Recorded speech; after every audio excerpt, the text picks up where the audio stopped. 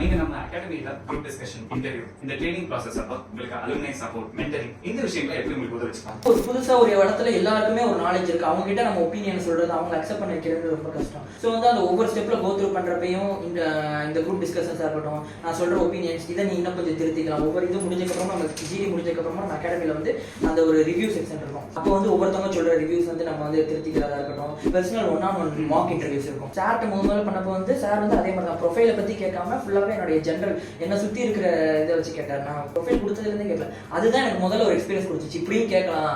அப்போ வந்து இது நமக்கு இந்த இடத்துல நம்ம கான்சென்ட்ரேட் பண்ணாதான் நம்ம வந்து பி ஸ்கூல் கிராக் பண்ண முடியும். அடுத்து அலுமினி சப்போர்ட். இப்போ நம்ம வந்து ஒரு புது பி ஸ்கூலுக்குள்ள போறோம். நமக்கு வந்து யாருமே எனக்கு தெரியாது, பி ஸ்கூல்ஸ் எப்படி இருக்குன்னு தெரியாது, எல்லாமே புதுசு. அப்போ வந்து அங்க வந்து நமக்கு ஒரு அலுமினி சப்போர்ட் இருந்தா நல்லா இருக்கும். நம்ம இப்படிதான் இது பண்ணணும், எங்களுக்கு இந்த கஷ்டம் இருந்துச்சு, நீங்க இந்த கஷ்டத்தை படக்கூடாதுன்னு சீனியர் சொல்றதா இருக்கும். இந்த மாதிரி விஷயத்துல நல்லாவே எனக்கு சப்போர்ட் பண்ணுவாங்க.